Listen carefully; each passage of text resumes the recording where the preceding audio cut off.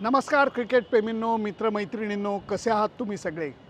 भारत विरुद्ध ऑस्ट्रेलिया, भारत विरुद्ध न्यूझीलंड, भारत विरुद्ध दक्षिण आफ्रिका अशा लढती क्रिकेटच्या मैदानावरती होणार असल्या की अगदी मन हरकून जातं, तोंडाला पाणी सुटतं. भारत विरुद्ध झिम्बाब्वे, तोंडाला पाणी सुटतं का? नाही. पण सध्या परिस्थिती अशी आहे की भारतीय संघाच्या तोंडचं पाणी पळालेलं आहे. T20 विश्वचषकामध्ये क्षमतेला न्याय न देता आल्यामुळे भारतीय संघ अक्षरशः खैबर खिंडीत सापडलेला आहे. चारी बाजूनी टीकेंचा आघात होतो आहे आणि तो व्हायलाच पाहिजे, कारण भारतीय संघाने क्षमतेला न्याय दिलेला नाही आहे. आणि त्यामुळे गुरुवारी होणारा भारत विरुद्ध झिम्बाब्वे सामन्याला अचानक प्रचंड महत्त्व प्राप्त झालेलं आहे. मी त्याच्याबद्दलच तुमच्याशी बोलणार आहे. अजिबात कुठेही जाऊ नका, बघत राहा तुमचा आवडता कार्यक्रम सुनंदन लेले क्रिकेट अँड बियॉन्ड. चेन्नईला येत असताना मला असा विचार येत होता की जर का सगळ्या गोष्टी नॉर्मल असत्या, आपण जर का दक्षिण आफ्रिकेविरुद्ध चांगला खेळ करून विजय मिळवला असता, तर का आरामात चेन्नईला येता आलं असतं, भारत विरुद्ध झिम्बाब्वे सामन्याचा आनंद घेता आला असता. आता आनंद घेणार नाही अशातला भाग नाही आहे, पण आता एज ऑफ द सीट बसून आनंद घ्यायला लागणार आहे, कारण गुरुवारचा सामना हा डू ऑर डाय सारखा झालेला आहे. उरलेले दोन्ही सामने, पण मी दुसऱ्या सामन्याचा विचारच करत नाही आहे. वेस्ट इंडिज अजून बहुत लांब बहुत दूर आहे असं मी म्हणेन, कारण झिम्बाब्वे विरुद्धच्या सामन्याला एकदम मोल प्राप्त झालं आहे. त्याचं कारण असं आहे, सुपर 8मध्ये 3 सामने प्रत्येक संघाला खेळायला लागणार आहेत. त्याच्यातल्या पहिल्या सामन्यामध्ये नुसती हार झालेली नाही आहे, तर अक्षरशः लाजिरवाणा पराभव भारतीय संघाचा झालेला आहे. त्याच्याविषयी जेव्हा पत्रकार परिषदेमध्ये सितांशू कोटक यांना प्रश्न विचारला गेला, तेव्हा ते म्हणले की हा सामना संघ व्यवस्थापन अपवाद म्हणून बघतं आहे. ज्या वेळेला भारतीय संघाची कामगिरी एका सामन्यामध्ये अशी ढेपाळते, तेव्हा त्याच्यावरनं जास्त काथ्याकूट करून चालत नाही. जर ती केली तर तुम्ही नकारात्मकतेकडे जाता, आणि जर नकारात्मकता खेळाडूंच्या अंगामध्ये भिनली तर चांगली कामगिरी करण्यामध्ये खूप अडचणी येतात. मुद्दा मान्य आहे, करणार काय? त्याचं कारण असं आहे की भारतीय संघाला जे प्रश्न विचारले जातात ते 21 अपेक्षितमधले आहेत हो. म्हणजे 21 अपेक्षित म्हणजे तुम्हाला कळलं ना की आपल्याकडे एक पुस्तक असतं 21 अपेक्षित, त्याच्यातलेच प्रश्न परीक्षेत येतात. अगदी तसंच आपल्या भारतीय संघाच्या बाबतीत झालेलं की भारतीय संघाविरुद्ध गोलंदाजी करत असताना हळूवार संथलईनी गोलंदाजी करायची. एका बाजूनी स्पिनर, एका बाजूनी फास्ट बॉलरचा मारा ठेवायचा. हे सगळे 21 अपेक्षितमधले प्रश्न आहेत. मग तुम्ही परीक्षेमध्ये नापास का होता? कारण भारतीय संघ चालू विश्वचषकामध्ये फलंदाजीमध्ये नापास झालेला आहे. भारतीय संघातल्या मुख्य फलंदाजांची सरासरी 20च्या मिळून 20च्या खालची आहे. 11 वेळा भारतीय खेळाडू शून्यावरती आऊट झालेले आहेत, आणि ही चिंतेची बाब नाही असं संघ व्यवस्थापन चेहऱ्यावरनं जरी असं करून दाखवत असले तरी त्यांची घबराट झालेली आहे. दडपण हे वाढलेलं आहे, आणि त्याचा परिणाम काय होतो हे आपल्याला गुरुवारी कळणार आहे.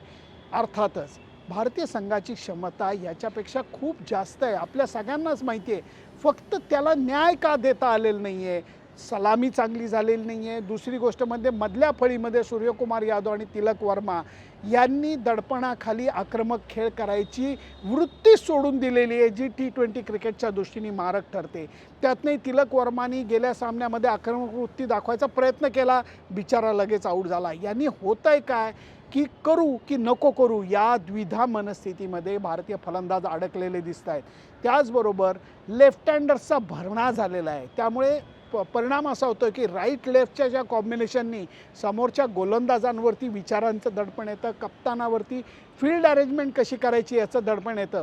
त्या गोष्टी होत नाहीत. त्या दृष्टीचा विचार करता भारतीय संघात काही बदल झाले तर आश्चर्य वाटायला नको. याच्यामध्ये अक्षर पटेल परत येईल का? इवन मी तर म्हणतो की अर्शदीपला बाहेर बसून कुलदीप यादवचा समावेश होईल का? तिलक वर्मा कदाचित त्याच्यावरती, म्हणजे लगेच त्याला काढणे बरोबर नाही, कारण अभिषेक शर्माची कामगिरी त्याच्यापेक्षा खराब आहे. पण तिलक वर्माला बाहेर बसून त्याच्या जागी संजू सॅमसनला आणून ओपनिंगला संजू सॅमसन आणि अभिषेक शर्मा, 3 नंबरला ईशान किशन, 4 नंबरला सूर्यकुमार यादव, असे बदल केले जाऊ शकतात का? रिंकू सिंगला आग लागल्यानंतर शेवटच्या 4 बॉलला फलंदाजीला पाठवायचं, आणि पाकिस्तान विरुद्ध जसं त्यांनी त्याच्यातसुद्धा एक षटकार मारला, ती अपेक्षा त्याच्याकडनं करायची. हे मला त्याच्यावरचा अन्याय वाटतो. कळालं आहे असं की रिंकू सिंगच्या वडिलांना प्रचंड बरं नाही आहे, त्याच्यासाठी तो घरी परत गेलेला होता. संघ व्यवस्थापनाच्या आतल्या गोटातनं असं कळलं की तो परत यायची शक्यता आहे, कारण अखेर देशाकरता खेळणं, देशाच्या क्रिकेट संघाची सेवा करणं हे त्याच्या दृष्टीने जास्त महत्त्वाचं आहे. वडिलांची विचारपूस करून तो भारतीय संघात परत आला तरी त्याला संघामध्ये जागा मिळेल का, तिलक वर्मावरती विश्वास ठेवला जाईल का, संघामध्ये बदल होणार नाहीत, या सगळे गहन प्रश्न आहेत. आणि त्याच्याहीपेक्षा मुख्य मुद्दा हा उरणार आहे, कोण खेळतं पेक्षा निवडलेले खेळाडू कसे खेळतात. कारण एकीकडे जसप्रीत बुमराह सातत्याने अप्रतिम बॉलिंग करतोय, दुसरीकडे शिवम दुबे प्रयत्न चांगला करतोय, चांगला अष्टपैलू भरवशाचा अष्टपैलू होण्यासाठी प्रयत्न करतोय, पण जेव्हा तो गोलंदाजीला येतो तेव्हा वाईड यॉर्कर टाकायच्या प्रयत्नामध्ये जास्त धावा त्याच्याकडनं जात आहेत. म्हणजे काय तर हार्दिक पंड्या चांगल्यापैकी कामगिरी करतोय, अक्षर पटेलला आता संघात घेतलं तो करेल, त्यामुळे बुमराह आणि वरुण चक्रवर्तीची बॉलिंग ही वाजायलाच पाहिजे. ती वाजली नाही तर का भारतीय संघाला बँड वाजवला जातो हे आपण दक्षिण आफ्रिकेविरुद्ध पाहिलं. त्यामुळे झालं आहे कसं की आता गुरुवारच्या सामन्यामध्ये कुठल्याही चुकांना माफी मिळणार नाही आहे. आणि ते जर का चुका झाल्या तर तुम्हाला या स्पर्धेतनं बाहेर पडायची वेळ येणार आहे, इतकी नामुष्की होणार. म्हणजे खेळ नुसता करून चालणार नाही आहे, दणदणीत खेळ केला तरच तो आत्मविश्वास हा भारतीय संघामध्ये परतणार आहे. जेव्हा भारतीय संघाची पाठ ही भिंतीला लागते, दडपणाचं ओझं वाढतं, त्यावेळेला कित्येक वेळेला सर्वोत्तम कामगिरी भारतीय संघाने करून दाखवलेली मी पाहिलेली आहे. ती कामगिरी आता गुरुवारच्या सामन्यामध्ये अपेक्षित आहे.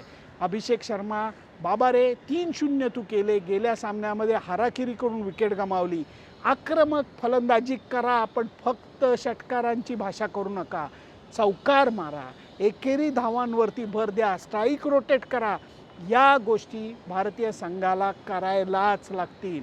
आणि त्या दृष्टीने सरावामध्ये प्रयत्न झालेले मी बघतोय. कारण नॉर्मली जे थ्रो डाऊन स्पेशालिस्ट असतात त्या थ्रो डाऊन स्पेशालिस्टला सुद्धा मागं ठेवलं गेलं, कारण ते फक्त जोराने चेंडू टाकू शकतात. जर का ते हळूवार चेंडू टाकायला लागले तर त्यांच्या थ्रो डाऊनमध्ये गंमत येत नाही.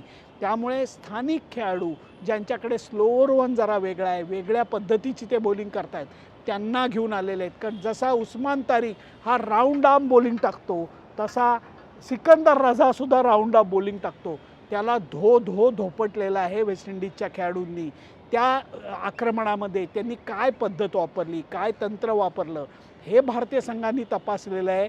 पण मी परत म्हणतो, अभ्यास वेगळा, परीक्षा वेगळी. अगोदरच्या परीक्षेमध्ये भारतीय संघ पास झाला आहे का? हो. पण भारतीय संघ पास होणारा विद्यार्थी आहे का? नाही. वर्गात पहिला येणारा विद्यार्थी म्हणून आपण भारतीय संघाकडे बघतो. तो आत्ता काठावरती पास झालेला नाही आहे. अगदी 60% त्याला मिळाले पहिल्या 4 सामन्यांमध्ये, एवढंच मी म्हणेन. आता जो काय म्हणतात त्याला परीक्षेचा विषय आहे तो विषय गंभीर आहे. गुरुवारी भारतीय संघाला कागदावरती जरी भारतीय संघ छान दिसत असला आणि झिम्बाब्वेचा संघ त्या मानाने थोडासा कमजोर वाटत असला तरी हे विसरून चालणार नाही. 2 शिकारी ते करून आलेत. ऑस्ट्रेलिया आणि श्रीलंकाची शिकार करून ते सुपर 8मध्ये आलेले आहेत. एका सामन्यामध्ये त्यांना फटका पडला जसा भारतीय संघाला फटका पडला आहे. तेही तोल सावरून चेपॉकवरती उतरायचा प्रयत्न करणार. भारतीय संघसुद्धा तोल सावरून चेपॉकवरती उतरायचा प्रयत्न करणार. म्हणून या गुरुवारच्या सामन्याला मजा येणार आहे. खेळपट्टी टकाटक आहे, एकदम मस्त खेळपट्टी तयार केली गेलेली आहे. प्रयत्न तरी तसा केला आहे की फलंदाजीला पोषक खेळपट्टी बनवायचा प्रयत्न केला गेलेला आहे. आउटफील्ड सुपर फास्ट आहे.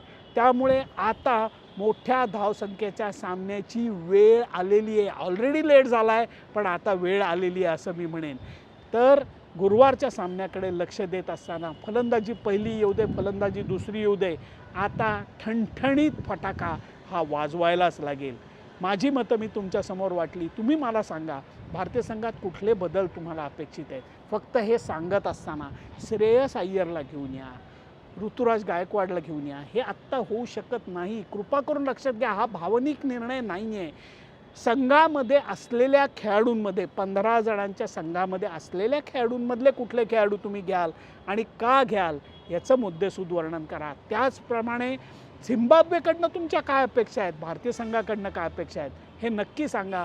फक्त त्याच्याकरता माझं फेसबुक पेज, इंस्टाग्राम अकाउंट आणि यूट्यूब चॅनल लाईक, शेअर आणि सबस्क्राईब करायला विसरू नका. गुरुवारी 2 सामने आहेत. एकीकडे दक्षिण आफ्रिका विरुद्ध वेस्ट इंडिज सामना होणार आहे. तो दक्षिण आफ्रिकेने जिंकावा असा सगळ्यांचा विचार आहे. कारण ते जर का झालं तरच भारतीय संघाच्या आशा जिवंत राहणार आहेत. म्हणून गुरुवारी 2 सामने मोठे सामने आपल्या गटाच्या दृष्टीने आणि त्याच्याकडेच आपलं लक्ष राहणार आहे. तुमचा प्रतिनिधी म्हणून तुमचे कान नाक डोळे घेऊन चेपॉक मैदानावरती मी हजर होणार आहे. Bye bye.